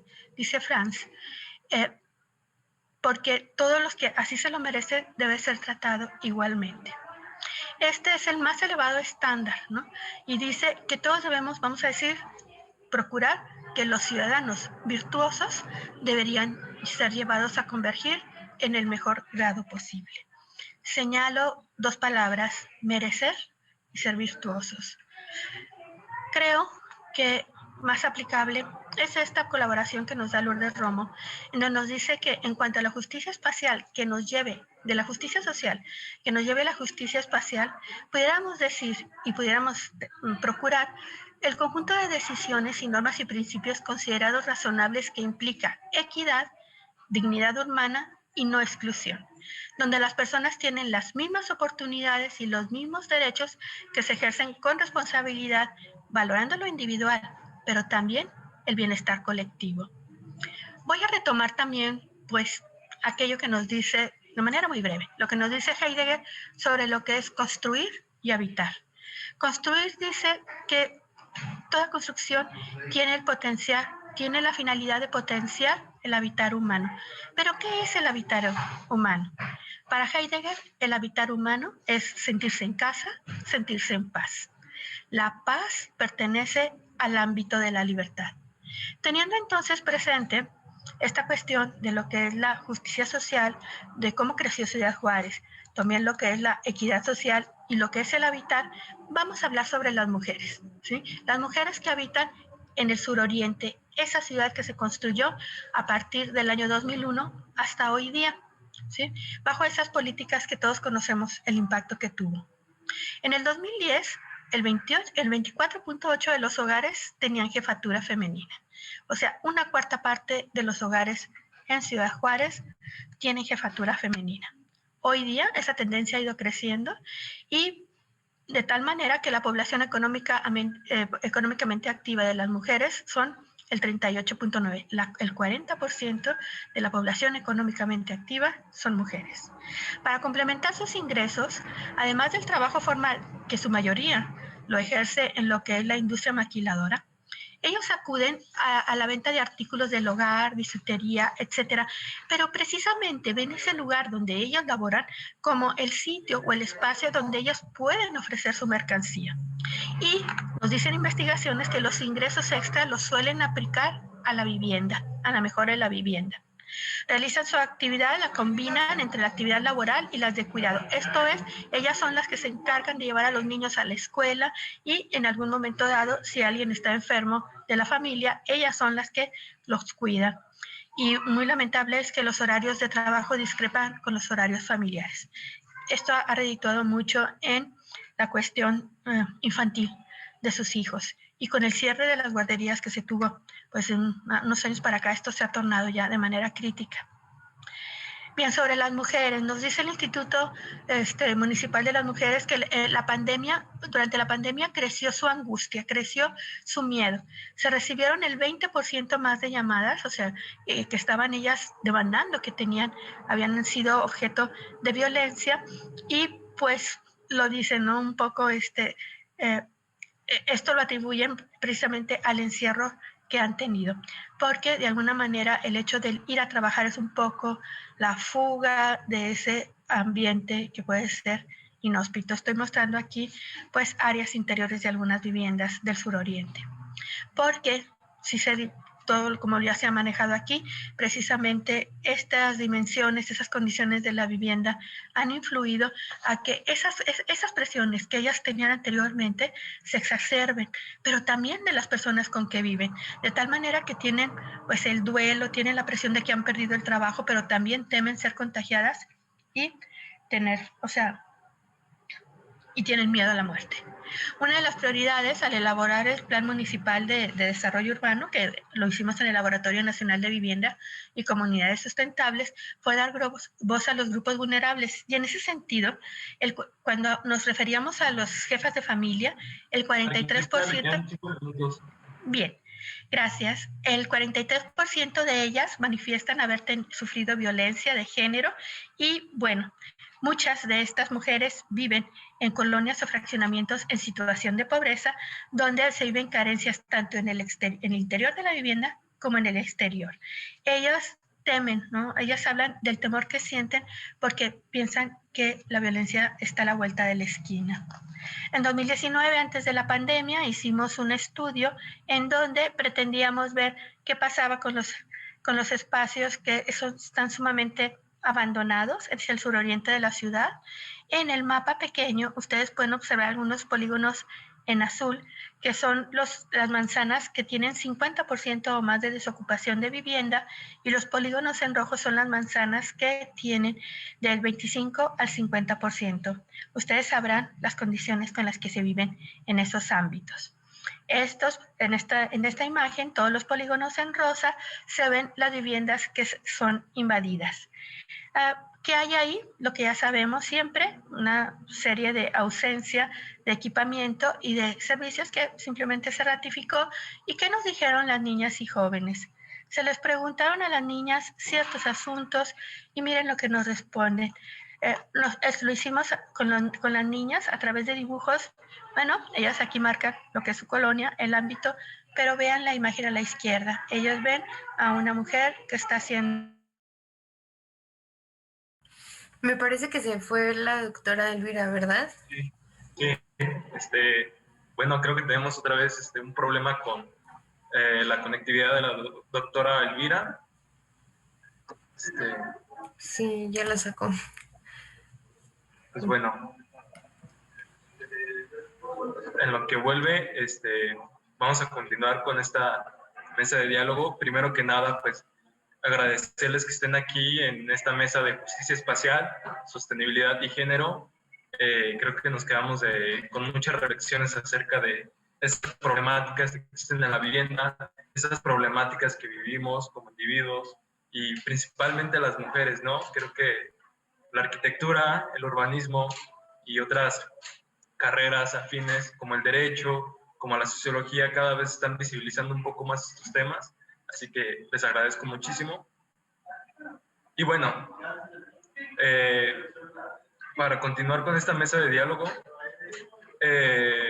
nuestros espectadores en Facebook hicieron varias preguntas. Vamos a comentarles una de ellas y tienen 1 minuto para responder conforme llevamos la mesa de diálogo. Entonces procedo a leer la pregunta.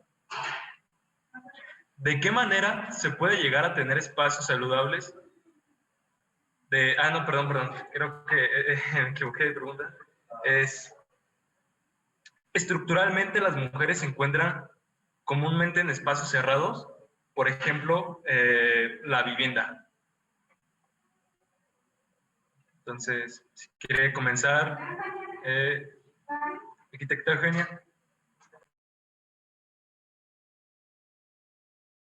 No, discúlpame, no te entendí la pregunta.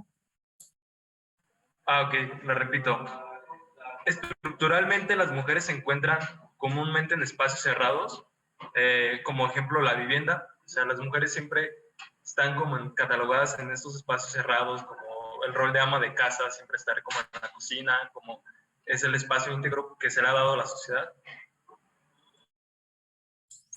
Bueno, voy a hacer referencia un poco a lo que hablamos todas y, bueno, particularmente lo que a mí me interesaba como compartir con ustedes. Como arquitecta y urbanista, el lugar en el que más me enfoqué en el trabajo de estos más de 10 años es en el trabajo con las mujeres y, bueno, en realidad con las familias, tratando de salir de la casa hacia el barrio, ¿sí?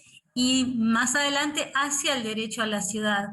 ¿Por qué? Porque en realidad como arquitecta encontraba que la relación entre una familia y el profesional o la profesional, lo único que lograba era que nuestros comitentes se vieran reflejados en una representación que no les era propia. Y en ese proceso no conocíamos de qué se trataba ni nosotros, ni nosotras, ni ellas. En ese proceso es que en realidad el trabajo con familias, incluso para trabajar su vivienda, fue uno de los primeros trabajos que empezamos a hacer con el colectivo con el que les contaba, Proyecto Habitar.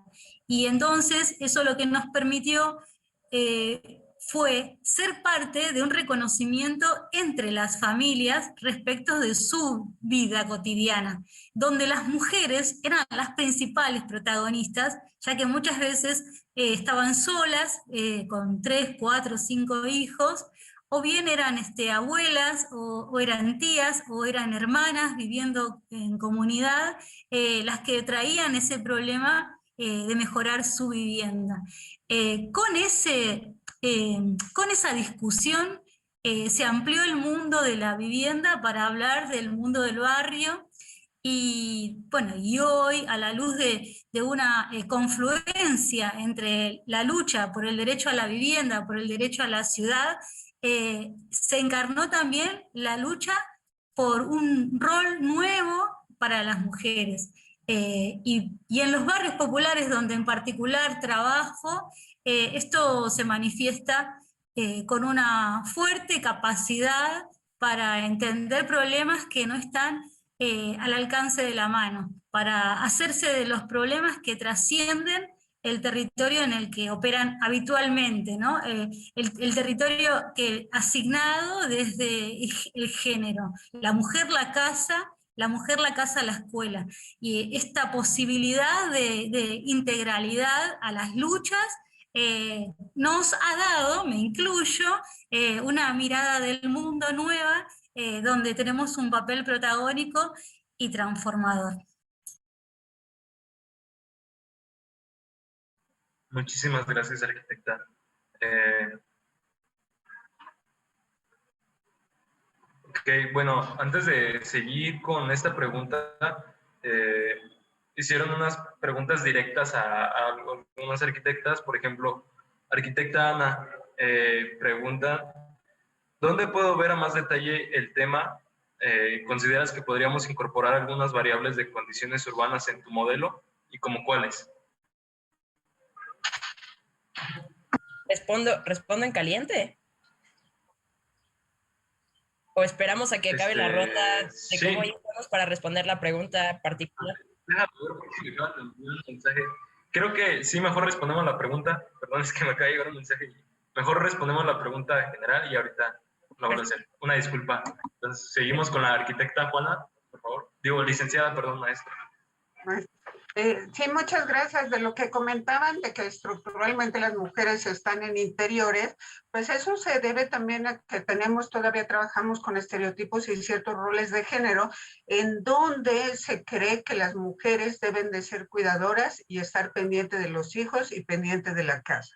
Y bien, lo que hablaba del derecho a la ciudad también implica, como decía Harvey, el derecho a transformar lo ya existente en las ciudades. Y para garantizar el derecho a la ciudad de todas las mujeres, también tenemos que garantizar el derecho a la ciudad libre de todo tipo de violencia, para que las mujeres no crean que deben de quedarse en la casa, sino que pueden transitar. O sea, como bien decía quien me precedió, pasar de la casa a la vida en comunidad, no solamente a la vida familiar. En eso hemos estado trabajando. Y también lo que hablan de políticas públicas, se habla mucho de políticas públicas con perspectiva de género, pero lo que trabajamos es en diseño de política pública con perspectiva en derechos humanos. Y la parte de la perspectiva en derechos humanos en el diseño tiene como eje transversal en el mismo, cuando desempacamos derechos humanos, siempre la parte de género. No podemos entender el género desvinculado de los derechos humanos. Tiene que ir en conjunto. Y aparte, otro principio es la igualdad y no discriminación.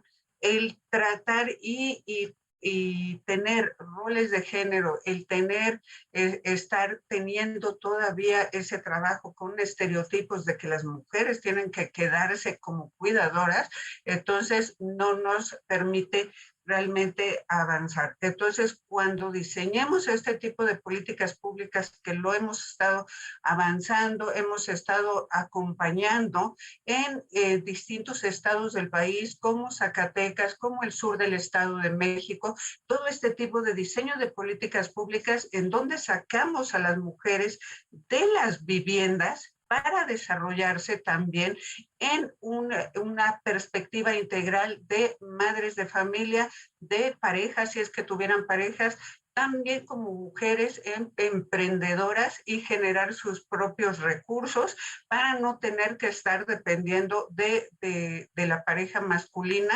entonces, y sentirse realmente empoderadas. Entonces, si la mujer se sigue quedando en la casa, se le siguen asignando esos roles, entonces seguiremos teniendo ciertas situaciones de violencia, que es lo que ya no queremos tener. Muchísimas gracias.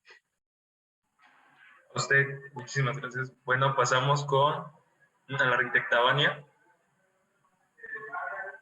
Sí, justamente en el caso de nuestra investigación, dentro de los factores que encontramos que situaban a las mujeres en situación de vulnerabilidad, sí era en gran medida el hecho de que se asocia mucho que las mujeres en el momento en el que ocurrió el sismo se encontraban pues realizando labores de casa, estaban pues dentro de sus viviendas. Entonces, encontramos que una de las altas posibilidades por las que se perdieron más vidas humanas femeninas que masculinas, que es más del 60% en cuanto al sismo de 2017, estaba enfocado a que las estructuras mayormente dañadas en ese sismo fueran las destinadas a vivienda. Más del 70% de edificios dañados fueron vivienda. Entonces, hay algunos autores que consideran que si la hora del sismo hubiera sido en otro momento en la noche, tal vez las estadísticas hubieran sido diferentes.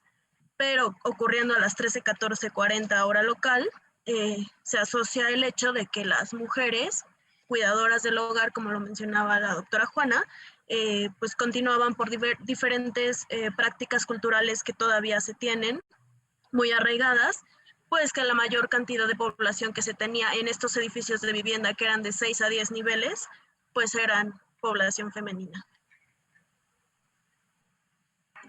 Muchísimas gracias. Pasamos con la urbanista Ana y después con la arquitecta Elvira. Bueno, pues creo que para no ser muy repetitiva con lo que ya han dicho mis compañeras y para ser muy concisa también, yo diría que sí, que estructuralmente sigue habiendo una división entre el espacio privado y el público, ¿no? Y que el espacio privado sigue estando claramente feminizado. Creo que en la medida en la que podamos ir haciendo más clara que se siguen reproduciendo muchas desigualdades de género y asimetrías de poder y que los roles de género siguen súper presentes en cada uno de los aspectos de nuestra vida cotidiana, pues creo que esto puede ir cambiando, ¿no? O sea, en ese sentido creo que ha sido fundamental, por ejemplo, tener espacios como este que estamos teniendo ahorita, en el que estamos pudiendo participar y tener esta clase de discusiones. Pero también creo que ha sido muy importante, por ejemplo, las luchas feministas que han tenido a nivel global, ¿no? O sea, por ejemplo, tenemos a las chicas de Chile, a las de Argentina, incluso las chicas mexicanas que en esta manifestación del 8 de marzo, pues también se tuvieron que topar con los catorrazos de la policía, ¿no? Entonces, creo que justamente en la medida en la que vayamos haciendo lo más evidente, esto puede cambiar. O sea, yo no estoy diciendo que por ser estructural no vaya a cambiar, pero sí tenemos que tener presente que lo tenemos sumamente arraigado y que hacemos prácticas a veces de manera inconsciente que contribuyen a reproducirlo. Entonces creo que en la medida también en la que nosotras como profesionistas podamos irnos insertando mucho más en el campo de la toma de decisiones en diferentes aspectos y en diferentes niveles, va a ser mucho más fácil que estas dinámicas cambien, ¿no? Y que podamos ir cambiando problemas estructurales, pero lo primero es reconocerlo y decirlo así abiertamente, que sí, así es. Sigue estando muy, muy clara esa división de roles y de espacios. ¿Y respondo las dos preguntas o pasamos con la doctora Elvira y luego regreso? Deja pasar con la arquitecta Elvira y ahorita te vuelvo a repetir la pregunta. Perfecto. Arquitecta Elvira, repito la pregunta. Gracias. Estructuralmente, ¿las mujeres se encuentran en espacios cerrados, como por ejemplo la vivienda? Bueno, en realidad yo creo que por lo menos lo que es el tema de Ciudad Juárez, no se encuentran solo en espacios cerrados. Ellas habitan mucho el espacio exterior y hacen uso de ellos. Y lo que me faltó de alguna manera mostrar es el temor que ellas sienten de tener que ir a trabajar en esos turnos que son a las 6 de la mañana y que tienen que salir desde las 5 de la mañana para poder llegar y que todavía está oscuro. O cuando tienen los turnos del segundo turno que llegan en la noche y el temor que ellas tienen. O sea, el espacio público no está hecho para ellas. De hecho, creo que cada vez no las hemos pensado como unas protagonistas de ese espacio público. Entonces, también estructuralmente es importante ver cómo lo utilizan y qué hacer en esos momentos en que si bien tradicionalmente, como lo mencionan, el espacio interno de la vivienda ha sido, vamos a decir, pues un área en donde la mujer tiene un mayor impacto, una mayor injerencia cada vez, o sea, su participación en el espacio público, no solo para el recreo, sino para hacer los ejercicios, o sea, su labor es de ir a trabajar y de llevar a los hijos a la escuela y demás, ellas sienten temor, ¿sí? Se sienten inseguras. Entonces creo que ahora sí que es protagonista la mujer de toda la ciudad.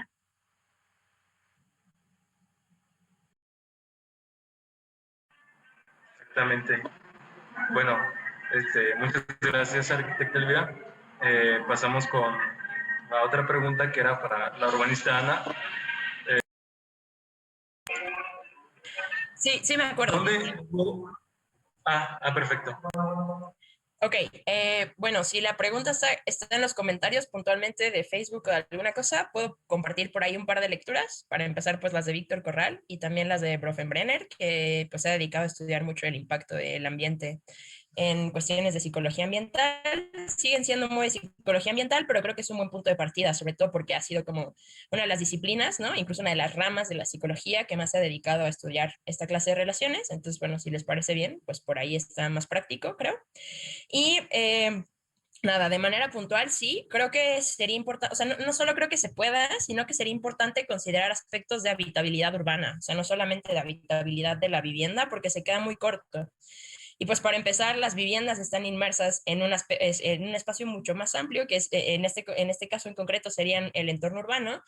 Y al respecto, pues por ejemplo, creo que se pueden retomar como ciertas variables para el modelo, aunque más bien sería cosa de ver cómo procesar la información y cómo bajarlas para que puedan estar más o menos homologadas con los datos que ya presenta la ENDIRE, que tendrían que ver, por ejemplo, con acceso a áreas verdes, ¿no? Podemos pensar en el número de metros cuadrados por persona, quizá la disponibilidad, pues sí, el acceso a equipamientos de diferentes tipos, ¿no? Ver los subsistemas. Yo creo que siempre es importante tener en cuenta eso, pensando también en esto que les comentaba que planteaba Víctor Corral sobre el estrés psicológico, ¿no? O sea, cómo justamente el hecho de no ver cubiertas varias necesidades básicas pueden influir de manera determinante en los comportamientos. Entonces, creo que para empezar, esas dos variables podrían ser importantes. Y pensando un poco en esta cuestión del CEPTED, pues incluso podríamos pensar también en ver la cantidad, por ejemplo, de luminarias o de barreras físicas que existen en el entorno urbano y también poder diferenciarlo, ¿no? Incluso pensar en fenómenos como la segregación socioespacial y ver cómo medirlas y también hacer más bien un análisis pues de regresión espacial para ver cómo la distribución puntual de estos hechos pues están espacialmente distribuidos y localizados, ¿no? Entonces creo que hay muchas variables que se pueden integrar, no solo, como decía, no solo de habitabilidad de la vivienda, sino de habitabilidad urbana, pero también ya para tener un análisis espacial mucho más fino que permita ver cómo es que se distribuye espacialmente la violencia intrafamiliar y las mujeres. Muchísimas gracias. Bueno, para terminar esta ronda de preguntas y retomar la ponencia de la doctora Elvira, quiero nada más hacer como mención que en Facebook les agradecen muchísimo por la ponencia. Hay mucho amor por parte del público, tanto para la arquitecta Eugenia, la doctora Juana, Vania, Ana, Elvira. Les mandan muchas felicitaciones y que muchas gracias por estas ponencias. Bueno, para continuar con esta mesa de diálogo, retomaremos con la ponencia de la arquitecta Elvira. Entonces, es de usted el espacio, si gusta compartir y terminar su ponencia.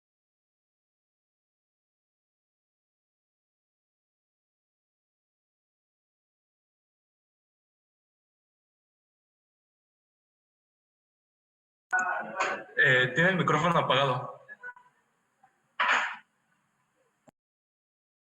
Bien, les compartía esta experiencia con niños y con jóvenes, hombres y mujeres, pero segregamos las respuestas de las niñas. Las respuestas fueron de niñas de sexto año.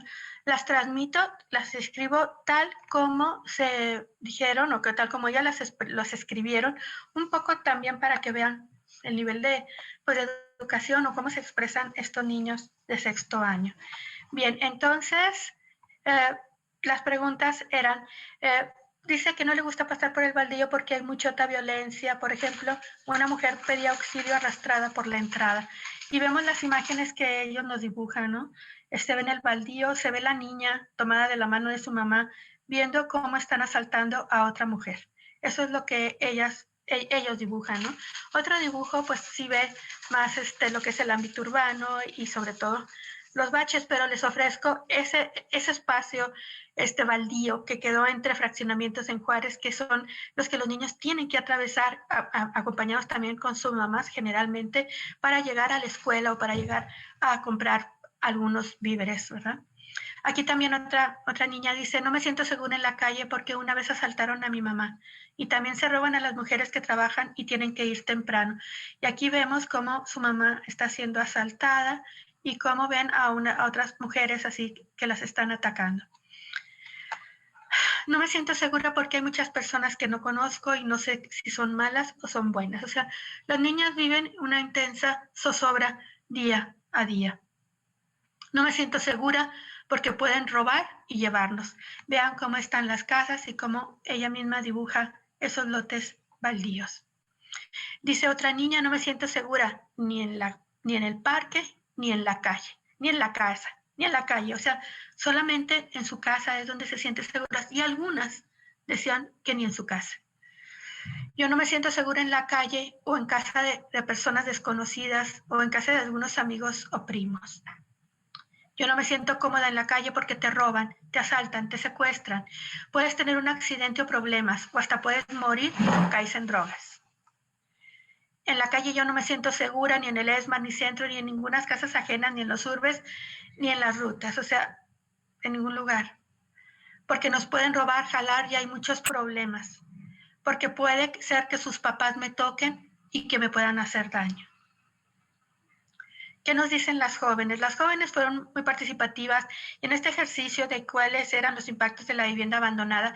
Ellos nos decían exactamente dónde sucedían las cosas en ese ámbito del suroriente de la ciudad.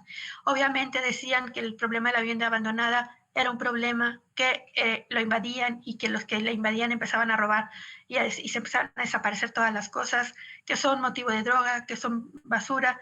Y en el último, ¿no? En mi casa, en una casa abandonada, a 2 casas de mi casa, ya la habitaron, pero unos niños estaban jugando un día ahí y se metieron a jugar a escondidas y encontraron 2 cuerpos. Ahí dice, hablando de la delincuencia y de lugares inseguros, dice, a los niños nos decían, los jóvenes nos decían, ¿podemos encerrar todo? Y decían, y querían marcar con rojo toda la colonia. Los lugares seguros, decían, generalmente son el parque. Hablan de la distribución de la droga, ¿sí? Hablan de falta de servicios. Ellos quieren internet y el ir a conseguir internet a otros lugares que están menos alejados les ha llevado a que sean asaltados y tienen un temor, que la propia policía sea quienes los detenga y quienes los extorsione. Esos son los temores que tienen los jóvenes al vivir, las jóvenes al vivir en estos parajes que muestro en las imágenes que están a la derecha. Y sí, como decía la jovencita a la que hice mención al iniciar la ponencia, ella dice, sí, he pasado por muchas cosas. Decía una joven también, es que no, son muy feos aquí en mi casa. Bueno, es que mis papás no están juntos y mi papá me dice que él trabaja y que no la podía llevar a la escuela. Mi hermana no me quiere acompañar y pues me tengo que ir sola. Y tienen que atravesar esto y sienten temor. Estos son los parajes que ellos viven, los espacios públicos que hay en el sur y que yo comento, ¿verdad? que son donde viven las mujeres y que tienen que atravesar a veces para acudir al trabajo. Y bueno, ya llegando al final de mi participación, que agradezco mucho, por favor, el favor de que me hayan abierto otra vez el espacio. Esta es mi reflexión. Mientras tanto, mientras sucede todo esto y otras cosas más que no están aquí integradas, se levantan muros sordos en el mejor lugar del país, ¿sí? Y que dicen que son para proteger a las mujeres. Los programas para apoyarlas han desaparecido, o en el mejor de los casos, subsisten a los asfixiantes recortes de los que han sido objeto. Eso sí, lo dicen con todo respeto. Porque las mujeres, y dice esa misma voz, también van al cielo. Aunque las calles se crucen con honorables violadores impunes que por no haber sido juzgados se pasean frente a ellas. Sí, mujeres como nosotras que por una dignidad que no encuentran cómo darle salida, mantienen la mirada baja para olvidar lo pasado o la elevan para encontrar en el horizonte un punto de fuga. ¿Hasta cuándo? Decía una jovencita, aquí no importa todo lo que pongan, pero para que no se sienta muy solo, porque en serio, está muy solo todo, y a veces hay personas que pasan por ahí, las han asaltado, les han quitado billeteras, las han golpeado y todo. Somos los miembros que hicimos del Laboratorio Nacional de Vivienda, que hicimos este trabajo en el área suroriente de Ciudad Juárez y por su atención, y de veras, lo repito, por su muy amable atención. Muchísimas gracias por darme este espacio para terminar la participación. Usted, arquitecta, es muy impactante su presentación. Creo que hay que visibilizar este trabajo que a veces hacemos, ¿no? Al momento de planear una ciudad y que dejamos segregados espacios y que ocurren muchísimas cosas en ellos. Y pues más que nada agradecerles a todas por su labor como arquitectas, como maestras, como licenciadas, doctoras, que están día a día ahí trabajando con la arquitectura, los problemas de la vivienda, los problemas del urbanismo, los problemas sociológicos. Entonces, muchísimas gracias por parte del Consejo Nacional de Arquitectura que represento y por parte de la AMAU, la Asociación Mexicana de Arquitectas y Urbanistas. Y pues gracias a todos nuestros ponentes, a toda la gente que nos escuchó y a toda la gente que siguió la transmisión. Los invitamos al siguiente evento y espero que aparecerá en su pantalla y espero les haya sido de su agrado. Muchísimas gracias. Gracias.